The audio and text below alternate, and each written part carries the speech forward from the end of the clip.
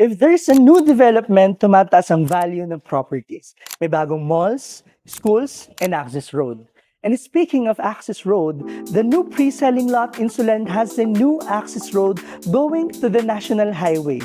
If you are someone who is planning your retirement near New Valley, Metro Santa Rosa, that offers a lot of green spaces, please stay on this video. We will give a quick update with our pre-selling lots that's super flexible in payment terms. Welcome to Sulen Residences.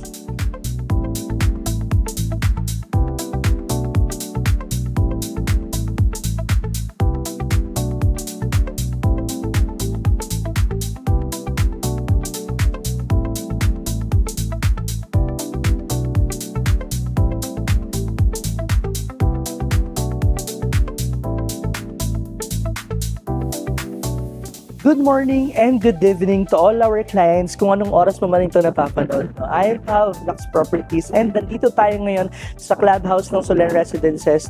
And on this side po, nandito yung infinity pool natin. So, if you're not familiar with Sulen Residences, Sulen Residences is developed by Development Corporation. So, dito tayo or located yung Sulen Residences sa Master Plan Estate. So, katabi nating development, guys, yung development din ni Greenfield, which is yung Pramana Residential Park, and din yung flagship project natin na Trava. Na-feature na rin natin yan many times sa ating YouTube channel. Here in Sulen Residences, guys, minutes away lang tayo going to the Medical City, Paseo Outlets at Supermarket, because nasa master plan tayo ni Greenfield Estates, so pinagplanuhan talaga to. Even mga school, malapit din tayo dito. So, kaya ko naman nabanggit kanina yung about sa New Valley, kapitbahay lang din po natin si New Valley. We are just 10 minutes away sa development or sa estate ni Ayala Land dito sa Metro Santa Rosa. Sa New Valley, may mga newest development din kagaya ng Solinad 4 na ongoing construction. Malapit din tayo sa bubuksan na mall, which is ang SM Neo Verde that will cater affluent market dito sa Metro Santa Rosa. At ang target na magbukas to is this coming 2026. So magkakaroon din ng mga BPOs dito, kagaya din dito sa New Valley. Sir Pao, ba't mo naman dinidiscuss yung mga commercial establishments ng ibang estates kagaya ni Ayala? Wala bang ibang commercial area si Greenfield?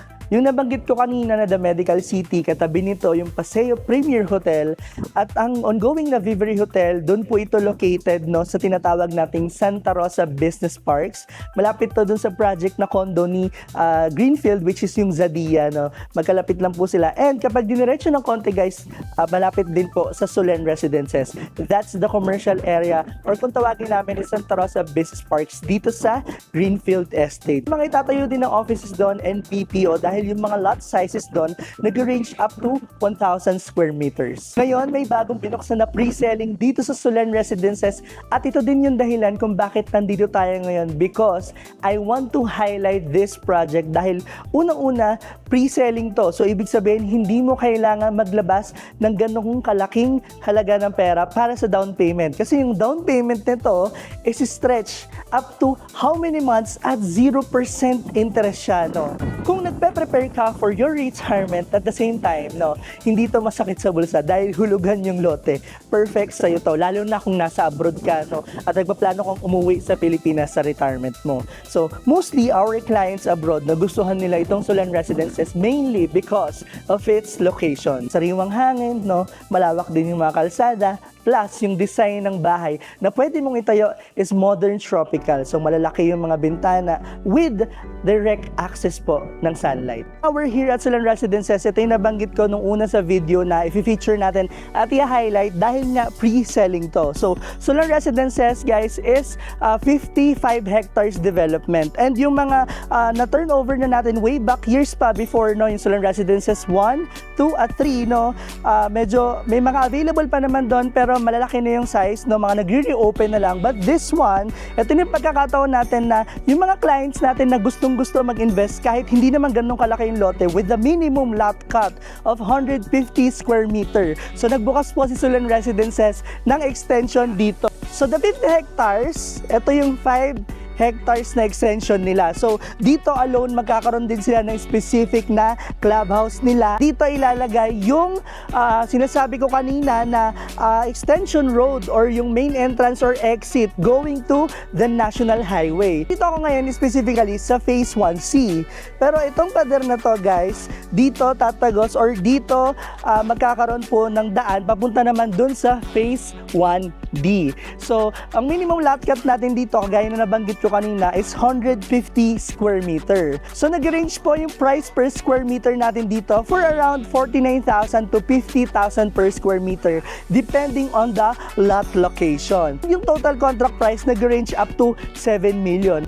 At ang kagandahan nito, yung down payment natin which is 36,000 or 38,000 ranges, no, payable siya up to 18 months without interest. So, yung remaining na naibayad natin doon sa down payment, no, doon sa 7 million, less yun natin yung down payment natin na binayaran natin ng 18 months, ilo-loan natin siya or may possible naman na i-cash nyo siya or pwede din talagang i-loan sa bangko at i-assist naman namin kayo doon. So basically, Phase 1D is pre-selling, no, 150 square meter, 49,000 per square meter yung presyo niya at nag-range yung mga presyo per lot ng 7 million at pwede to sa cash or sa bank financing. And yung design na pwedeng itayo mo sa mga bahay dito, kagaya na nasa likod ko, yung isa sa design namin dito is modern tropical design. So tara, balik tayo dun sa clubhouse. I hope you enjoyed this video, no? And if you're interested or if you are someone who is planning your retirement dito sa Metro Santa Rosa, Laguna, just send us a message to our Viber, WhatsApp, and iMessage. That's +639 17 1248 304. And see you on our next video.